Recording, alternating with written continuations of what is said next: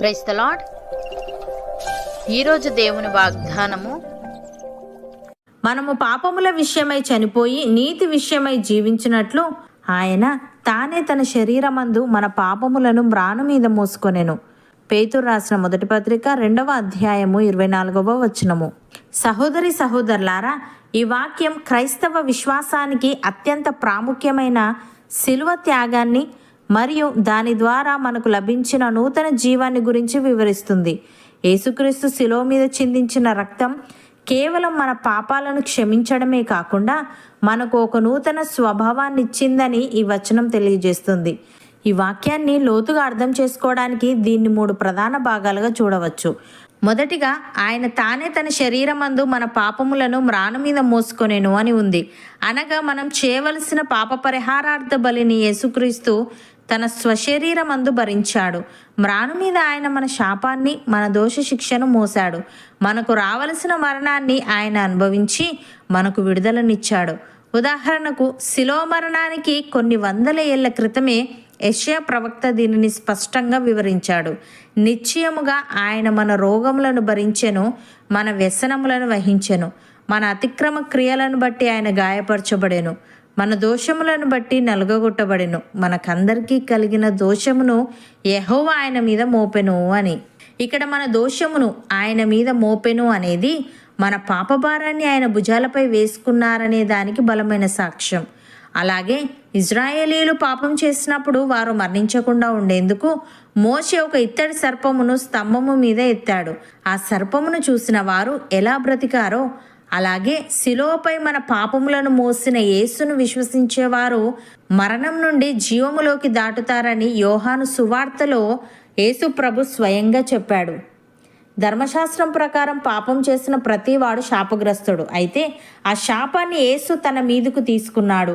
అందుకే మ్రాను మీద వ్రేలాడు ప్రతివాడును శాపగ్రస్తుడు అని వ్రాయబడి ఉన్నది. కాగా క్రీస్తు మన కోసం శాపమై మనలను ధర్మశాస్త్రం యొక్క శాపము నుండి విమోచించెను.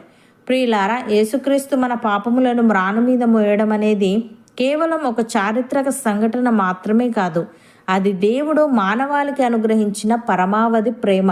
ధర్మశాస్త్ర ప్రకారం పాపానికి రావాల్సిన మరణ శిక్షను యేసు అనుభవించడం ద్వారా దేవుని న్యాయం తీర్చబడింది. అదే సమయంలో ఆ శిక్షను మనము కాకుండా ఆయన భరించడం ద్వారా మనకు కృప లభించింది. శిలువ మీద ఒక అద్భుతమైన మార్పిడి జరిగింది. మన పాపములను ఆయన తీసుకొని తన నీతిని మనకిచ్చాడు. మన శాపాన్ని ఆయన భరించి తన ఆశీర్వాదాన్ని మనకు అనుగ్రహించాడు. అరణ్యంలో ఇత్తడి సర్పమును చూసి ఇజ్రాయేలీలు ఏ విధంగా బ్రతికారో, అలాగే విశ్వాసంతో శిలువ వైపు చూసే ప్రతి వ్యక్తికి పాపక్షమాపణ, మరణం నుండి విడుదల మరియు నిత్య జీవం లభిస్తాయి. రెండవదిగా, మనము పాపముల విషయమై చనిపోయి అని ఉంది. యేసుక్రీస్తు శిలువ వేయబడినప్పుడు మన పాత స్వభావం కూడా ఆయనతో పాటు శిలువ వేయబడింది. పాపం మన మీద ఇక ఏ అధికారం చెలాయించలేదు. పాపపు అలవాట్ల నుండి, పాత జీవితపు బంధకాల నుండి మనము విడిపించబడ్డాము. చనిపోయిన వానికి లోకపు ఆకర్షణలతో పని లేనట్లుగా మనము పాపము విషయంలో చనిపోయి పవిత్రంగా ఉండాలని దేవుడు కోరుకుంటున్నాడు. ఉదాహరణకు, అపోస్తలుడైన పౌలు దీని గురించి ఈ విధంగా అన్నాడు: మనం ఇకను పాపమునకు దాసులము కాకుండుటకు పాప శరీరము నిరర్ధకమగునట్లు మన ప్రాచీన స్వభావము ఆయనతో కూడా శిలువ వేయబడెనని ఎరుగుదుము అని. అనగా, ఒక చనిపోయిన వ్యక్తికి ఏ ఆశలు, ఆకర్షణలు ఉండవు. అలాగే క్రీస్తుతో కూడా మనం శిలువ వేయబడినప్పుడు పాపం మనల్ని తన వైపుకు లాగే అధికారాన్ని కోల్పోతుంది. పాపముల విషయమై చనిపోవడం అంటే బంధకాల నుండి విడుదల పొందుకోవడం. ఇనుప గొలుసులతో కట్టబడిన ఖైదీ చనిపోతే ఆ గొలుసులు అతడిని ఇక బంధించలేవు. అలాగే పాపపు బంధకాలు క్రీస్తులో చనిపోయిన మనల్ని బంధించలేవు. పాపం మన మీద యజమానిగా ఉండే హక్కును కోల్పోయింది. ఇప్పుడు చేయాల్సింది పాత స్వభావాన్ని విడిచిపెట్టి క్రీస్తు ప్రతిబింబంగా జీవించడమే. మూడవదిగా, నీతి విషయమై జీవించినట్లు అని ఉంది. పాపము విషయంలో చనిపోవడం అంటే కేవలం చెడును వదిలేయడం కాదు, నీతి కోసం బ్రతకడం, దేవుని చిత్తాన్ని నెరవేరుస్తూ ఆయనకు ఇష్టమైన కార్యాలు చేస్తూ జీవించడమే అసలైన క్రైస్తవ జీవితం. మన జీవితం ఇప్పుడు దేవుని మహిమ కోసం ప్రతిష్ఠించబడింది. మనం చేసే ప్రతి పనిలో, మన మాటలో, మన నడతలో క్రీస్తు ప్రతిబింబించాలి. అది మనకు శాశ్వతమైన ఆశీర్వాదాన్ని తెస్తుంది. ఉదాహరణకు అపోస్తలుడైన పౌలు మన అవయవాలను దేవునికి ఎలా సమర్పించాలో ఇలా వివరించాడు. మీ అవయవములను దుర్నీతి సాధనములుగా పాపమునకు అప్పగింపకుడి, అయితే మృతులలో నుండి సజీవులమనుకొని మిమ్మును మీరే దేవునికి అప్పగించుకొనుడి. మీ అవయవములను నీతి సాధనములుగా దేవునికి అప్పగించుడి అని. గతంలో మన చేతులు కాళ్ళు పాపపు పనులకు వాడబడేవి, కానీ ఇప్పుడు అవి దేవుని చిత్తాన్ని నెరవేర్చే ఆయుధాలుగా లేదా సాధనములుగా మారాలి. అదే నీతి విషయమై జీవించడం. నీతి విషయమై జీవించే వ్యక్తి జీవితంలో కనిపించే స్పష్టమైన ఉదాహరణ ఆత్మఫలము. ఆత్మఫలం ఏమనగా ప్రేమ, సంతోషము, సమాధానము, దీర్ఘశాంతము, దయాళుత్వము, మంచితనము, విశ్వాసము, సాత్వికము, ఆశా నిగ్రహము. ఒక మంచి చెట్టు ఎలాగైతే మంచి ఫలాలను ఇస్తుందో, నీతి కొరకు బ్రతికే క్రైస్తవుడు ఈ 9 లక్షణాలను తన నడతలో కనబరుస్తాడు. ప్రియులారా, ఈరోజు మీరు మీ పాత బలహీనతల గురించి బాధపడుతున్నారా? నేను మారలేకపోతున్నాను అని నిరాశ చెందుతున్నారా? అయితే ధైర్యం తెచ్చుకోండి. యేసుక్రీస్తు మీ పాపాలను ఇప్పటికే శిలువ మీద మోశారు. మీరు ఆయన యందు విశ్వాసం ఉంచినప్పుడు మీకు నూతన బలం లభిస్తుంది. మీరు పాపానికి దూరంగా ఉండి నీతి మార్గంలో నడవడానికి దేవుడే మీకు సహాయం చేస్తాడు. మీరు చేపడుతున్న పనులలో, మీ వృత్తిలో మరియు మీ వ్యక్తిగత ప్రయాణంలో దేవుని నీతిని వెతకండి.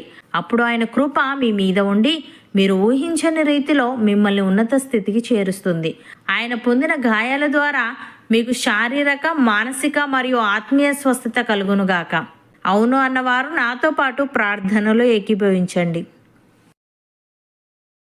పరిశుద్ధుడా, ప్రేమగల తండ్రి, మేము పాపముల విషయమై చనిపోయి నీతి విషయమై జీవించినట్లు నీవు నీ శరీరమందు మా పాపములను మ్రాను మీద మోసావని, నీవు శిలువ మీద చిందించిన రక్తం కేవలం మా పాపాలను క్షమించడమే కాకుండా మాకు ఒక నూతన స్వభావాన్ని ఇచ్చిందని సెలవిచ్చావు. తన నీకు స్తుతులు. దేవా, పాపముల విషయమై చనిపోవడం అంటే బంధకాల నుండి విడుదల పొందుకోవడం గనుక, పాపపు బంధకాలు నీలో చనిపోయిన మమ్మల్ని బంధించలేవు గనుక, పాపం మా మీద యజమానిగా ఉండే హక్కును కోల్పోయింది గనుక, మేము మా పాత స్వభావాన్ని విడిచిపెట్టి నీ ప్రతిబింబంగా జీవించే వారంగా ఉండుటకు సహాయము దయచేయమని, పాపము విషయంలో చనిపోవడం అంటే కేవలం చెడును వదిలేయడం కాదని, నీతి కోసం బ్రతకడమని, నీ చిత్తాన్ని నెరవేరుస్తూ నీకు ఇష్టమైన కార్యాలు చేస్తూ జీవించడమే అసలైన క్రైస్తవ జీవితం అని నీవు సెలవిచ్చావు. గనుక నీకు కృతజ్ఞతలు చెల్లిస్తూ మేము చేసే ప్రతి పనిలో, మా మాటలో, మా నడతలో నిన్ను ప్రతిబింబిస్తూ మా అవయవములను నీతి సాధనములుగా నీకు అప్పగించే వారంగా ఉండుటకు కృప చూపమని, నీవు పొందిన దెబ్బల ద్వారా శారీరక, మానసిక మరియు ఆత్మీయ స్వస్థత మాలో ప్రతి ఒక్కరికి నీవే అనుగ్రహించమని యేసుక్రీస్తు నామమున ప్రార్థిస్తున్నాము తండ్రి. ఆమెన్.